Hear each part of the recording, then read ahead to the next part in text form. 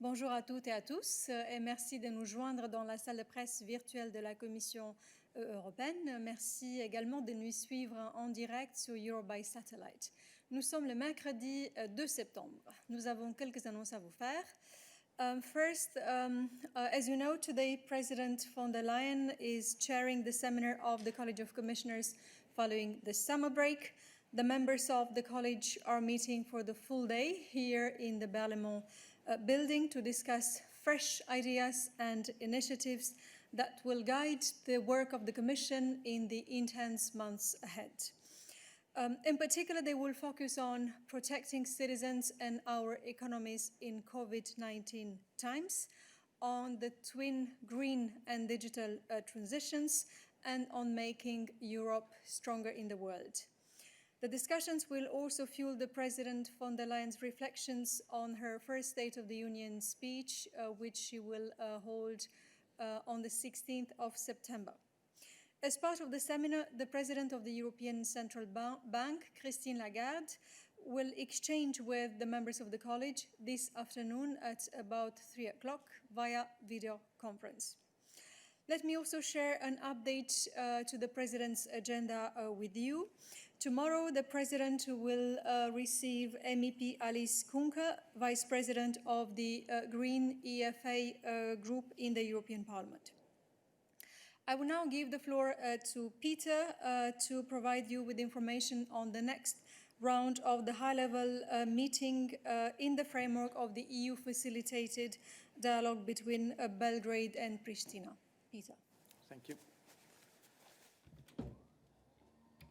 Indeed, the dialogue continues and moves forward. I can confirm that this coming Monday, the High Representative Josep Borrell and EU Special Representative Miroslav Lajčák will host Serbian President Aleksandar Vučić and Prime Minister of Kosovo Abdullah Hoti for another high-level meeting in the framework of the EU-facilitated dialogue in Brussels in person. As part of the comprehensive agreement on normalization of relations between Kosovo and Serbia, this meeting will address non-majority community arrangements and the settlement of mutual financial claims and property. Ahead of the high-level meeting on Monday, the Special Representative Lajčák will host fourth expert-level meeting on the topics previously discussed, namely missing and displaced persons and economic cooperation. And this expert-level meeting will take place during the weekend. Thank you very much, Peter. I will now invite Johannes to connect to provide you information on the Venice Film Festival. Johannes, are you there?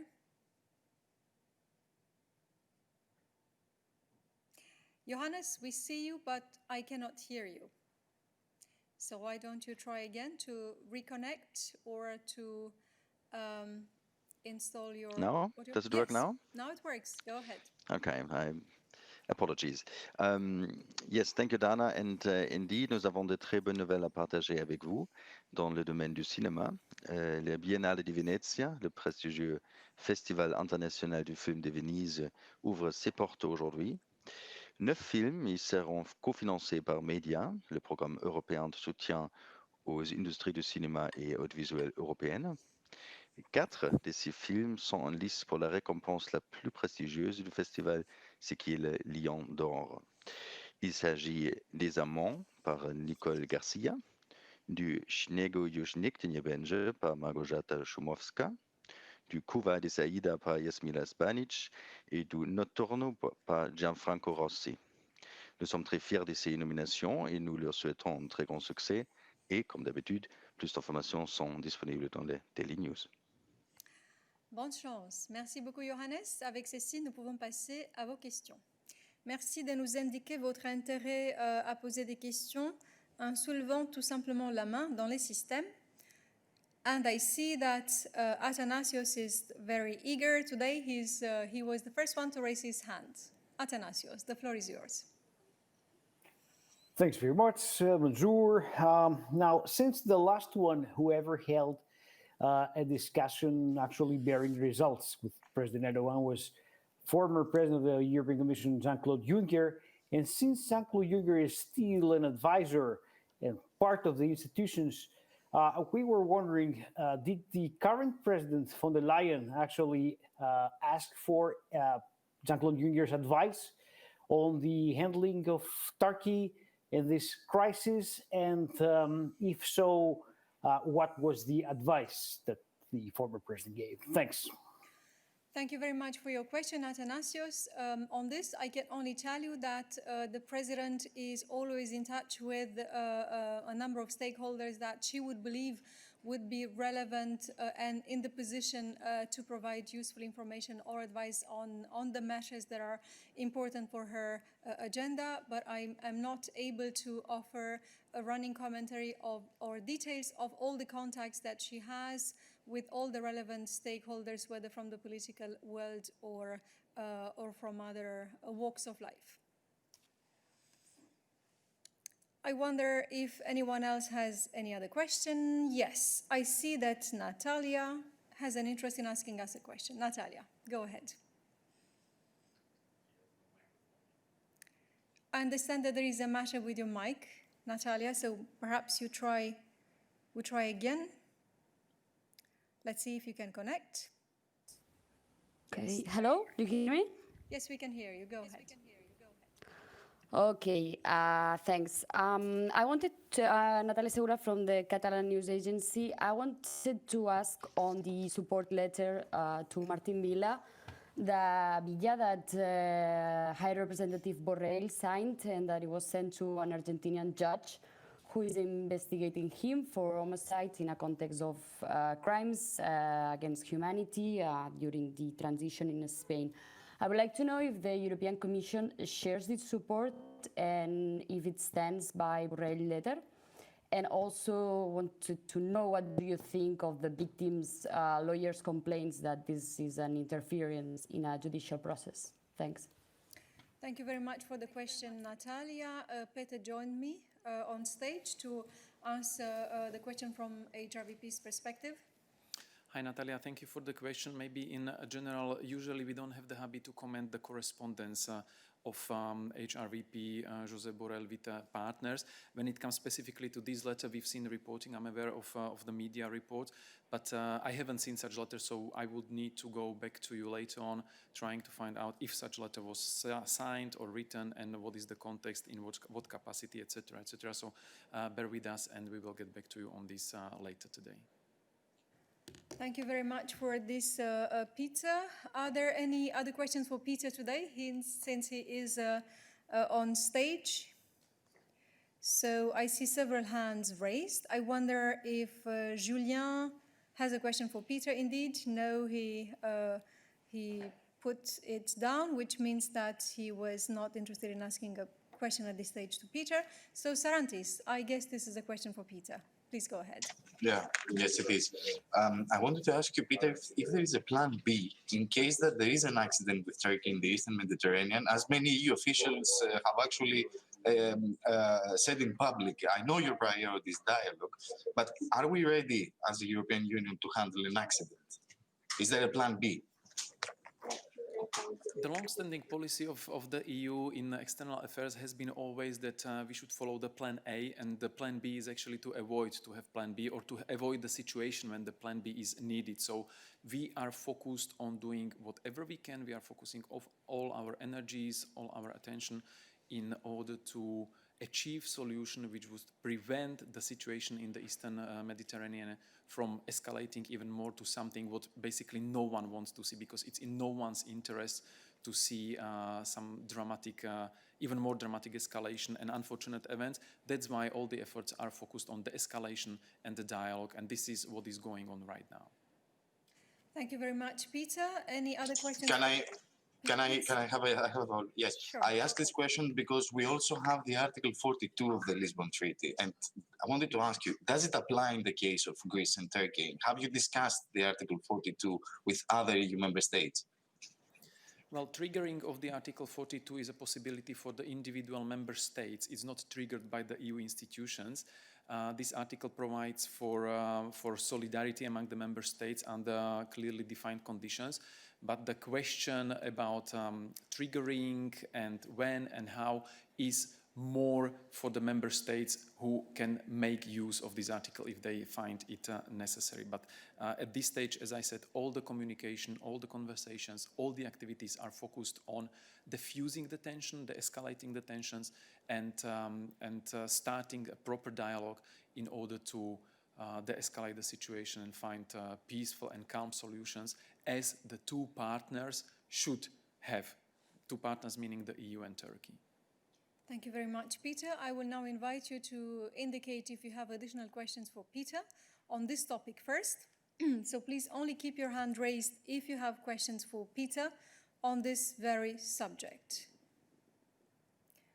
Well, I see that Naomi's hand is raised. Naomi, do you have a question for Peter? No, you unraised it. So then the floor goes to Athanasios. Since we mentioned the Article 42, could you please, Peter, give us an update of where we are with the talks in the Council for the definition of the Article 42 as prescribed by the Council conclusions of 3 months ago? Thanks.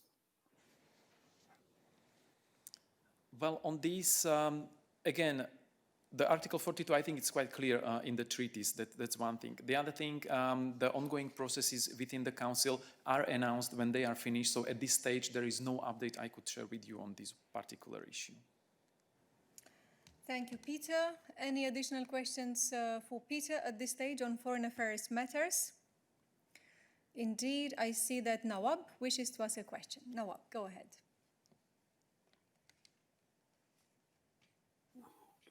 Yes, Peter, I have a question for you on Tunisia. What is your reaction or comment on the formation or the approval by the parliament of the formation of the new government? Thank you. Thank you, Nawab. Did I understand correctly? You are asking about the government in Tunisia, right? Okay. On that, short while ago, we issued a spokesperson statement on the new government, which got confidence from the National Assembly in Tunisia last night.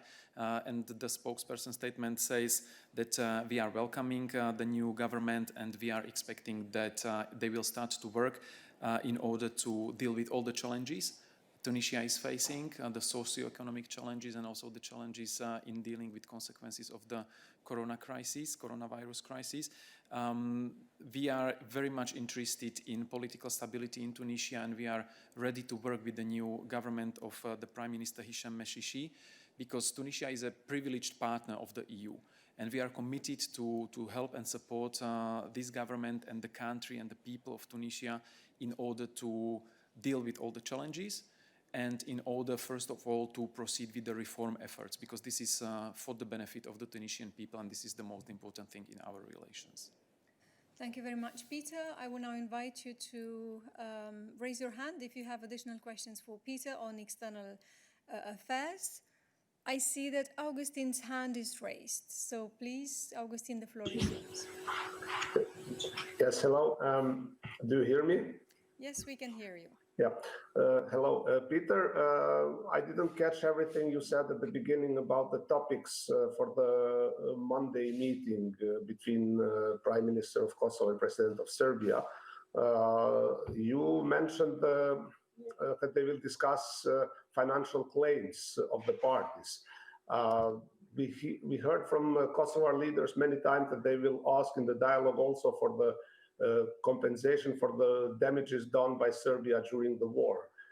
Will this be a topic? And the general question, since the dialogue restarted, we have both sides saying opposite thing about the aim of the dialogue. The Kosovo side is always saying that this is purely political dialogue, which will end with a mutual recognition between Serbia and Kosovo as two independent states, and Serbia saying that the dialogue is about everything but not about the recognition. So I would appreciate if you can clarify this. Thank you. Thank you, Augustine. What I said in the initial announcement was that the meeting, the high-level meeting between President Vučić and Prime Minister Hoti will address the non-majority community arrangements and the settlement of mutual financial claims and property. and this is what's on the agenda. But before the dialogue starts, before this round of the dialogue starts, I will not go into specific details, what might be raised or what might not be raised.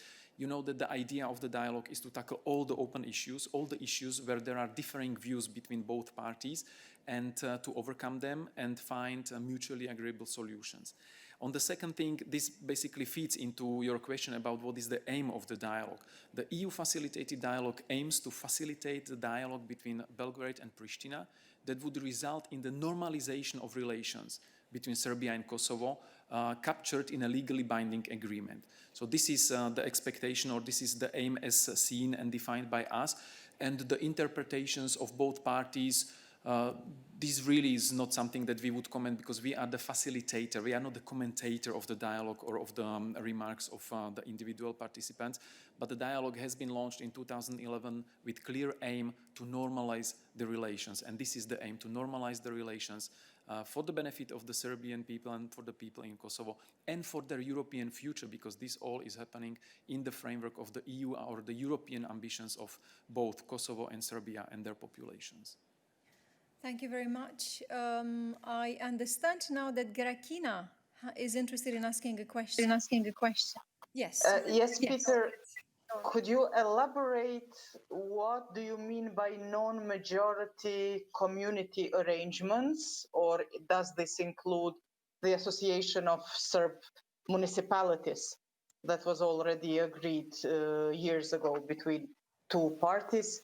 And speaking about this meeting during weekend, experts meeting in the context of the dialogue, is it fair to conclude that you are aiming, that Mr. Lajčák is aiming that those three topics already opened would be closed and concluded and continue to new topics that will be opened during the Monday's meeting?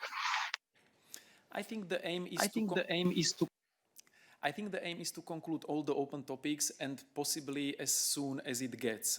That's the main overall target, or the main overall ambition.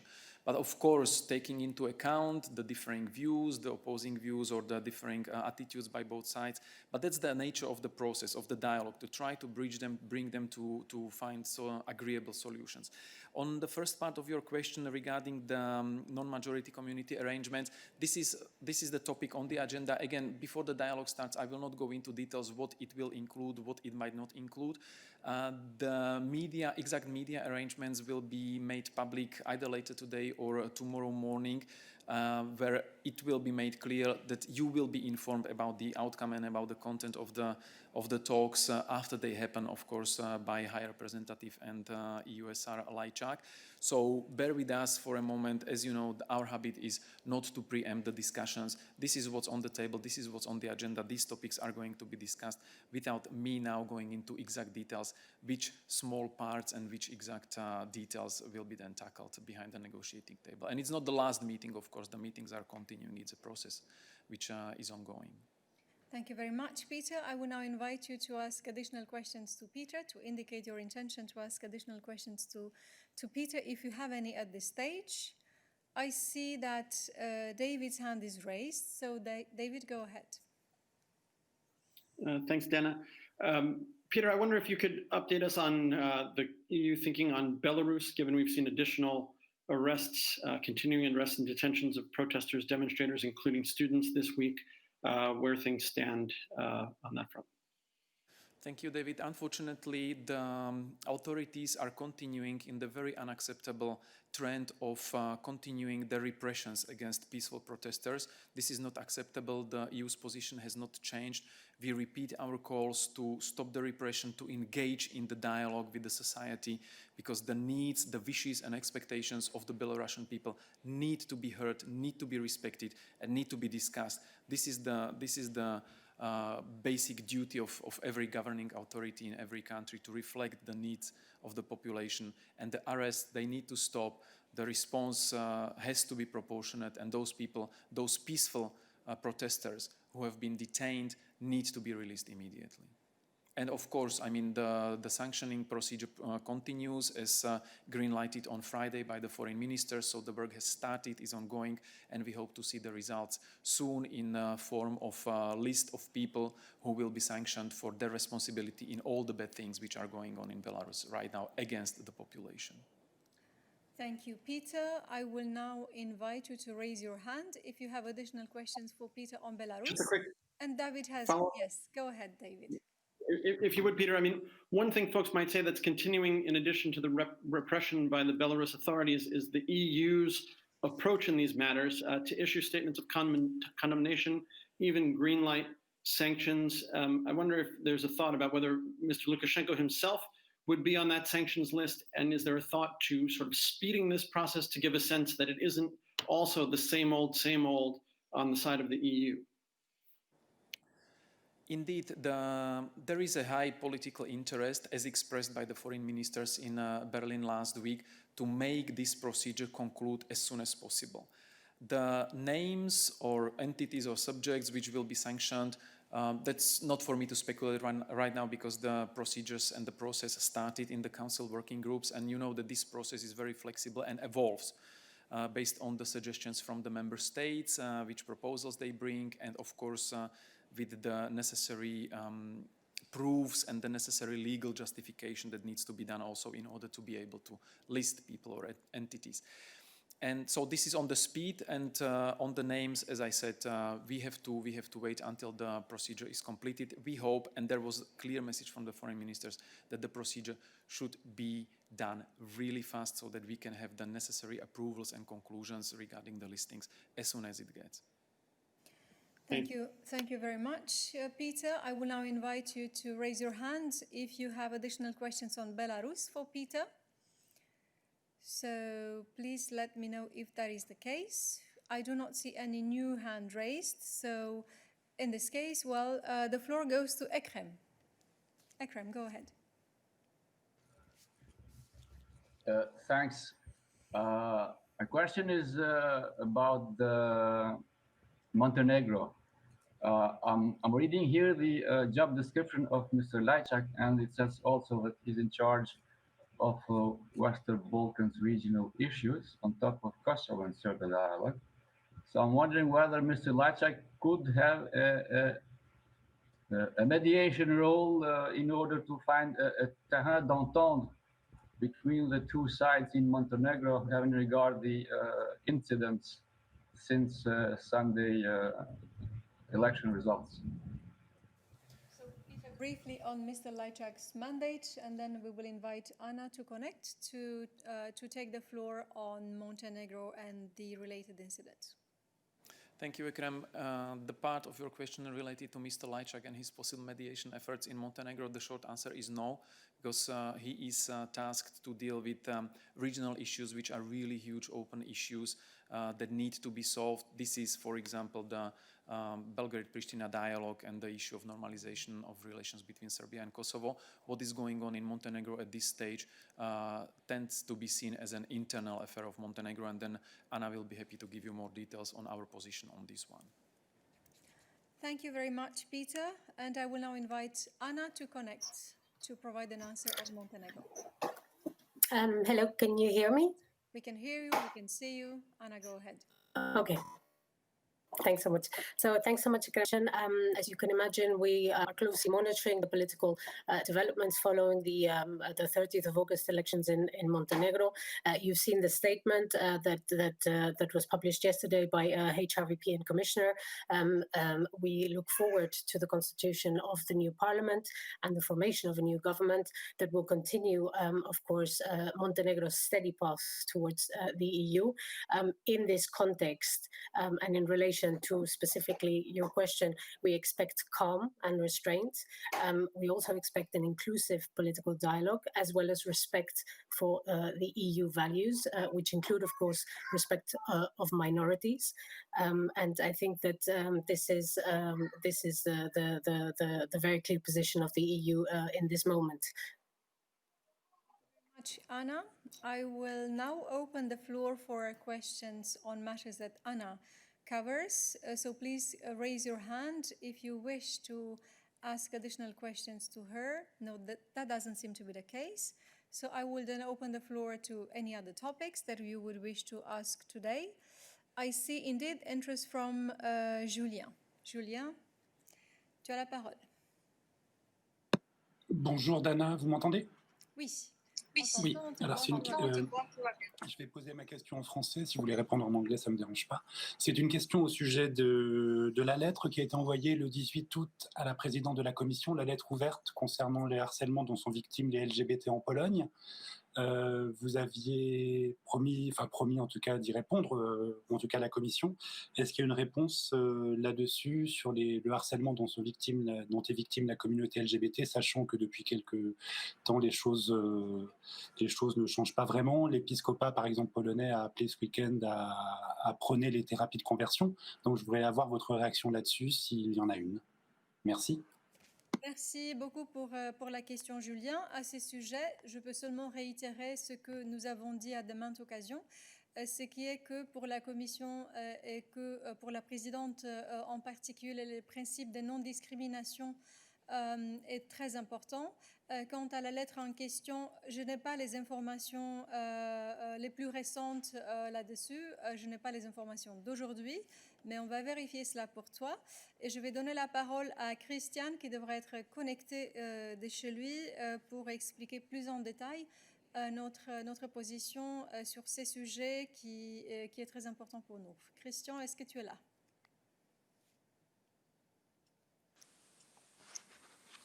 Oui, je suis là. Bonjour. Oui, comme Dan a dit, il faut revérifier si on a envoyé déjà la réponse. I'm happy to give you more generally our position. I think President von der Leyen has been very clear that she's committed to push for a union of equality. Our treaties ensure that every person in Europe is free to be who they are, live where they like, love who they want, and aim as high as they want. So we have been very clear in this context, and I don't think I have to repeat this state of play on the LGBTI free zones issue related to the funding. Our position is very clear, and on the letter we will check for you. Thank you very much, Christian. I will now open the floor to additional questions on this topic for Christian.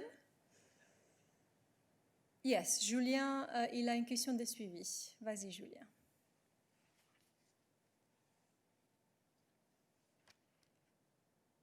Julien, es-tu avec nous? Oui, je suis là, pardon.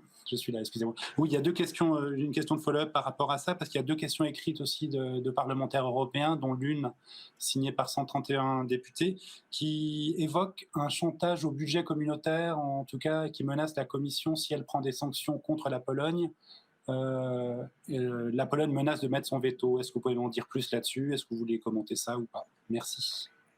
Merci beaucoup pour la question, Julien. À ces sujets, nous tenons à clarifier que les choses sont séparées parce que les discussions sur les budgets communautaires sont basées sur les principes et sur les règles qui sont celles sur lesquelles les budgets européens se basent. Et elles n'ont pas lieu à être mises à côté ou il n'y a pas lieu à faire des liens entre ces débats très importants sur le budget de l'Union européenne et nos principes et nos instruments qui concernent les droits fondamentaux et l'égalité. Donc, il n'y a pas de lien de notre part et nous poursuivons les choses sur leur voie séparée.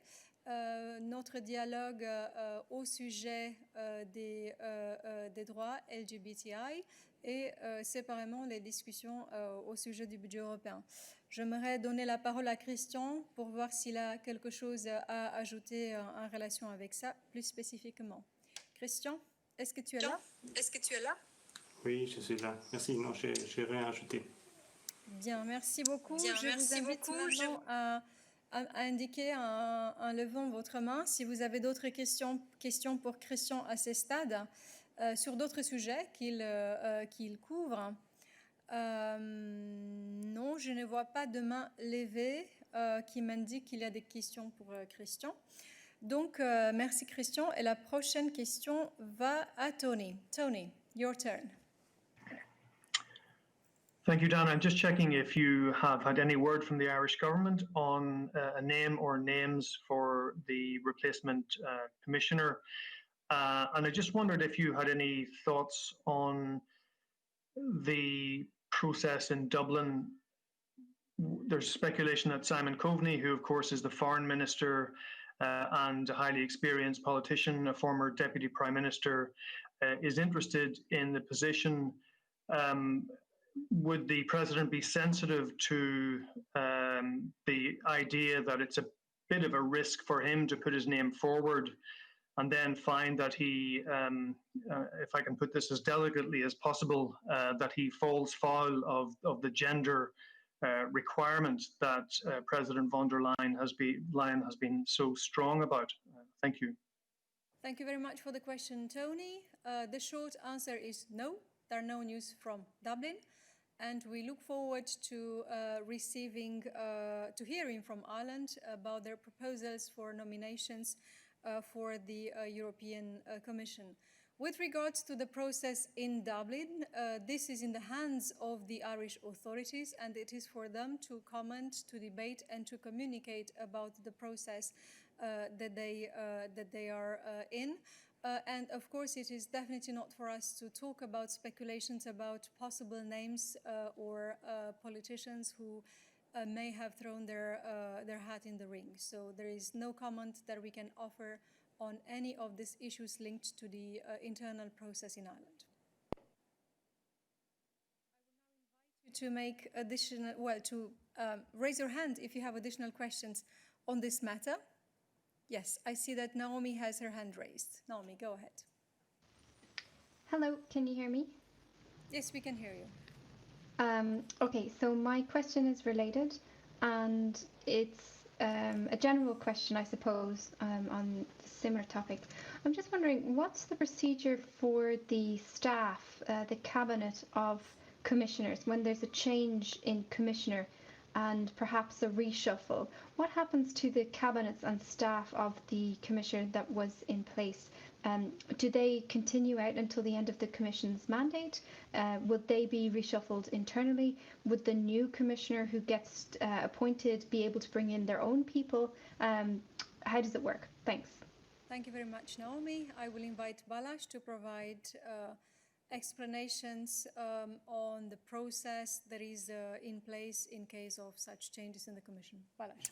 Yeah, hi, Naomi. So, very briefly on this subject, as for the cabinet of former Commissioner Phil Hogan, they continue to be temporarily at the disposal of the Commissioner which has been appointed to take care of the trade portfolio in a temporary fashion. But again, this is a temporary arrangement. And as for the future cabinet of the future Commissioner from Ireland, it is of course at the discretion of the Commissioner to compose his or her own cabinet. Thank you very much, Balázs. I will now invite you to ask additional questions on this matter if you have any. I see that David's hand is raised. David Price. David, go ahead. Yes, thank you, Dana. You've mentioned several times, half a dozen times, that President von der Leyen was insisting on having two candidates. And I'm wondering why she is insisting on this, and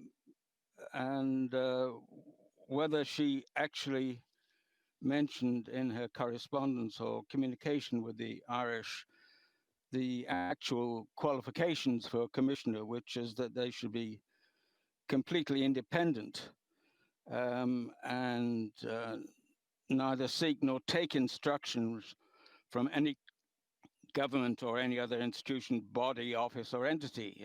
It doesn't mention anything about having two candidates, and that would rather distort the idea of independence.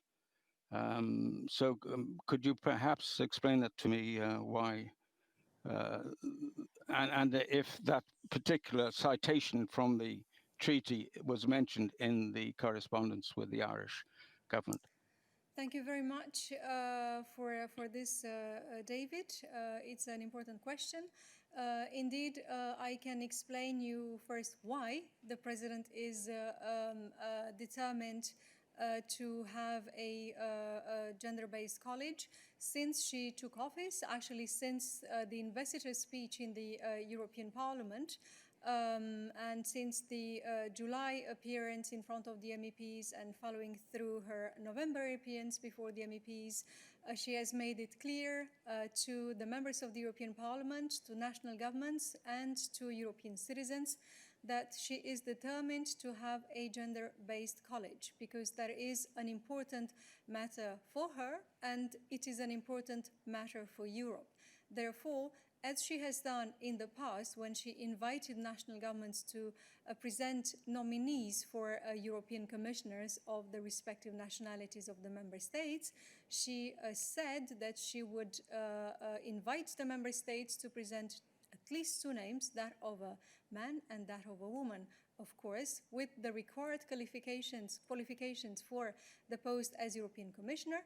And as you have hinted out yourself, David, the clear qualifications which are referred to in the treaty in Article 17 are that of independence, that of competence of the individuals proposed, and of course that of European commitment.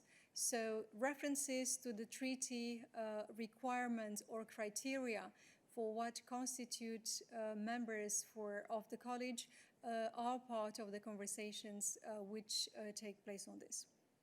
Thank you. I wonder if you have any additional questions on this matter at this stage. I think that David has a follow-up question. David, go ahead.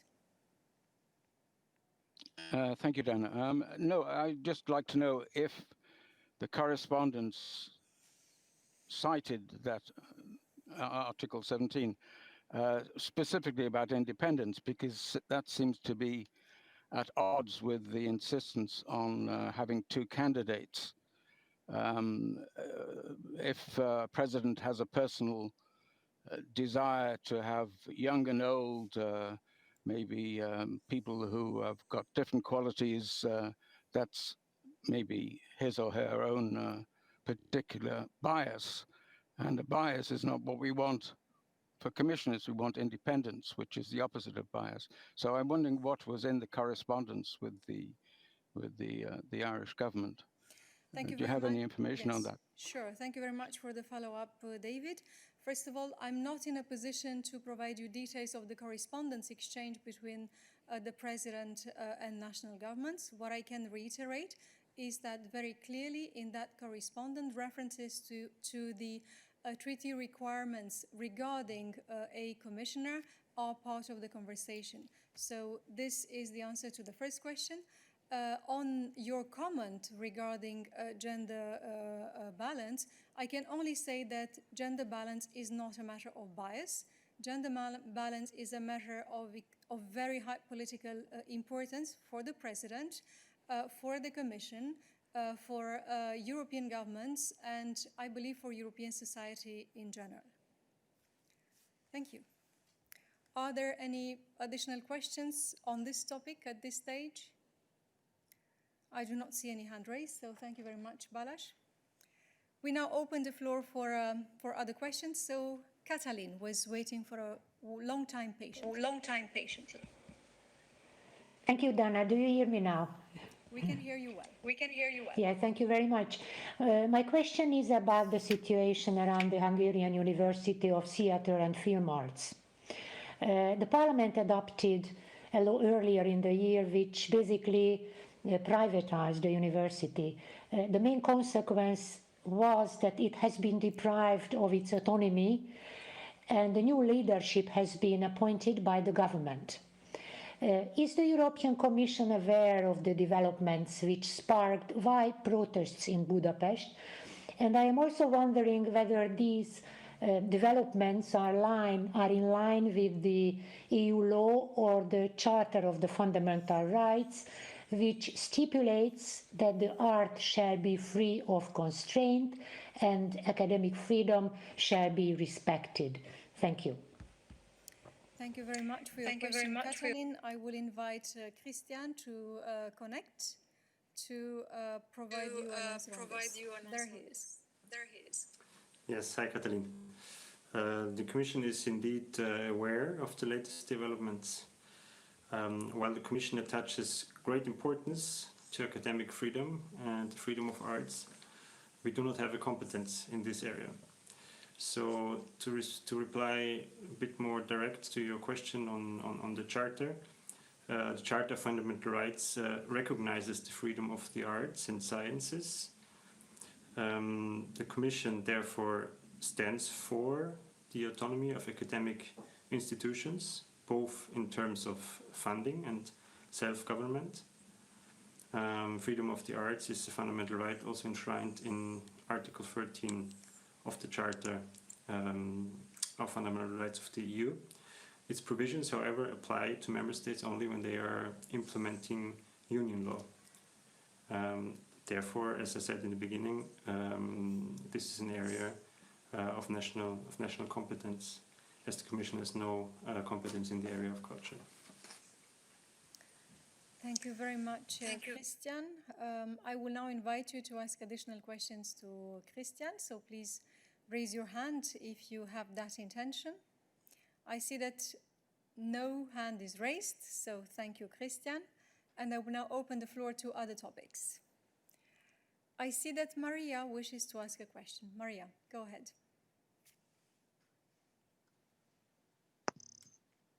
Yes, hello. Sorry for taking you back to the foreign affairs portfolio, but I missed the first part of Peter's answers, and I'm not sure if there was already a question. The Welt newspaper yesterday revealed that President Erdogan asked his generals to sink a Greek ship. The Turkish government hasn't denied this publication. Is there any reaction by the Commission? Thank you very much for this question, Maria. No, the question wasn't asked specifically, and there is no reaction from the Commission at this stage on that matter. If you wish to discuss more in detail the situation in Eastern Mediterranean, Peter will be at your disposal to provide you further details and to engage with you on the whole context, unless you have a more specific question that you wish to put to him now. That doesn't seem to be the case, so thank you very much, Maria, and don't hesitate to be back in touch with Peter. I will now give the floor to Matthias. Matthias, go ahead.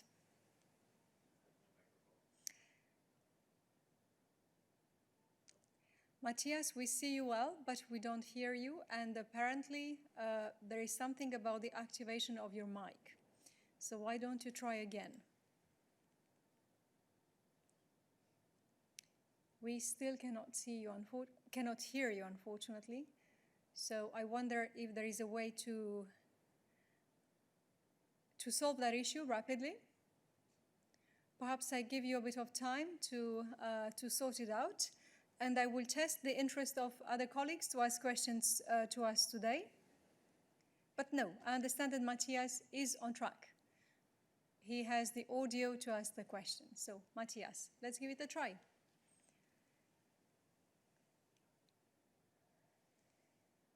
The Trump administration said late last night that the United States will not join the global effort led by the World Health Organization to develop, manufacture and distribute a coronavirus vaccine in the COVAX facility. What is the reaction by the Commission? Because the Commission just stated on Monday that it will take part in the COVAX facility. And does it come as a surprise that the US once again does not join such a multilateral effort? Thanks. Thank you very much, Matthias. I will invite Vivian to provide you the state of play on our efforts with our partners with regards to coronavirus global response and vaccines in particular. Good afternoon, and thank you, Matthias, for this question. Indeed, for us at the European Commission, the first priority is to have in place a safe and effective vaccine, which would be accessible to everyone in Europe as well as around the globe. Because we see that as the only real exit from this emergency where we're in. No region in the world is safe until we are all safe. With that in mind, we have put in place the vaccine strategy, where we are mobilizing our necessary resources to make sure that we have these vaccines available. When we are looking at the COVAX facility, then the Commission's position is, and this will come as no surprise to you, that we believe very much in an inclusive international approach to vaccines. And we did indeed only on this Monday confirm our interest to participate in the COVAX facility for equitable access to affordable COVID vaccines everywhere for everyone who needs them. And as we announced also on Monday, we will contribute to this by an additional contribution of 400 million in guarantees to support COVAX and its objectives. When it comes to the announcement that you referred to by the US, then of course, as I say, our belief is very much in the need for global cooperation to overcome the pandemic. And the United States certainly has tremendous capacities when it comes to the area of research, especially when we look at the pharmaceuticals. Therefore, on our side, we will remain very open to any cooperation with the US in this area, and we do have various channels for that cooperation. Thank you. Thank you very much. Vivian, I will now invite you to raise your hand if you have any additional questions for Vivian on vaccines or other health-related aspects of Corona. No, I do not see any hand raised, so thank you very much, Vivian. I will now open the floor to any other questions that you may have for us today. So please raise your hand virtually in the system if you have any question about any other topic. That doesn't seem to be the case, so thank you very much. Have a good afternoon.